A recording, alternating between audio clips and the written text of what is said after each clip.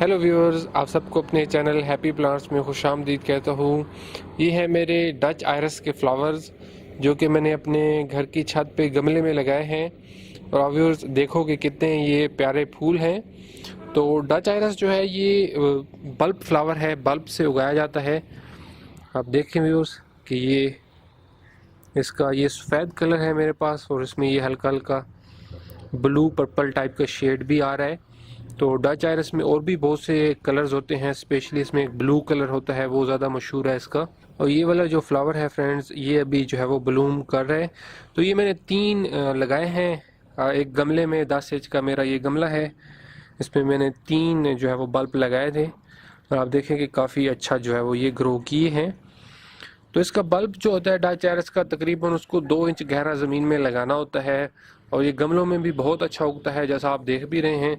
3-3 4-4 bulb एक एक गमले में भी लगाए जा सकते हैं। स्पेशली अगर इस तरीके से 10 इंच का गमला हो तो उसमें ये काफ़ी अच्छा ये ग्रो करते हैं। और इस तरीके से इसकी ये फॉइलेज है, तो एक बहुत ही डिफरेंट इनकी लुक है दूसरे फ्लावर से। और क्योंकि ये बल्ब फ्लावर है, बल्ब फ्लावर जो है वो वैसे नॉर्मल सीड्स वाले फ्लावर से थोड़ा से डिफरेंट ही होते हैं।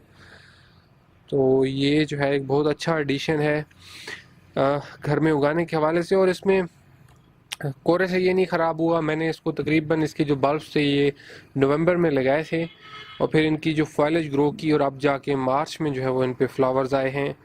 तो ये आप देख लें, ये सर्दियों का है। तकरीबन नवंबर में, अक्टूबर नवंबर दिसंबर में इसके बल्ब जो है वो लगा दिए जाते हैं, और फिर उनमें से ये पहले फॉइलेज निकलती है और फिर जाके जो है उन पे ये फ्लावर्स आते हैं। काफ़ी मुझे अच्छे लगे हैं फ्लावर्स। बाकी जितने भी मेरे फ्लावर्स हैं थोड़ा सा उनसे बिल्कुल ही डिफरेंट इनकी लुक है। अभी भी इसमें कुछ लोग जो कहते हैं कि डच आयरस की खुशबू नहीं होती, लेकिन इसमें हकीकत ये है कि अभी ये वाले जो मेरे सफ़ेद फूल उगे हुए हैं डच आयरस की, इनकी अभी जब धूप निकलती है तो उनकी बहुत ही धीमी धीमी सी प्यारी सी खुशबू भी होती है, इनमें खुशबू आ रही है। लेकिन यह है कि धूप के टाइम पे ही आती है।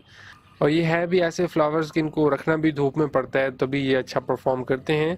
व्यूअर्स, डच आयरस फ्लावर्स जो हैं इनको सॉयल खुश्क चाहिए होती है, गीली सॉयल इनको नहीं चाहिए होती। तो इनके लिए पानी की ड्रेनिंग का ख्याल रखना है, ऐसा गमला यूज़ करना है जिसमें अच्छी पानी की ड्रेनिंग हो। और सॉयल भी ऐसी यूज़ करनी है कि जो जिसमें नमी हर वक्त ना रहे, बल्कि अच्छी तरीके से उसमें से पानी ड्रेन हो जाए, ताकि आपके जो बल्ब हैं वो ज़मीन में गले नहीं, और अच्छा जो है वो उनसे आपको रिजल्ट मिले। अच्छा जी फ्रेंड्स, उम्मीद है आपको मेरे ये डच आयरस फ्लावर्स अच्छे लगे होंगे।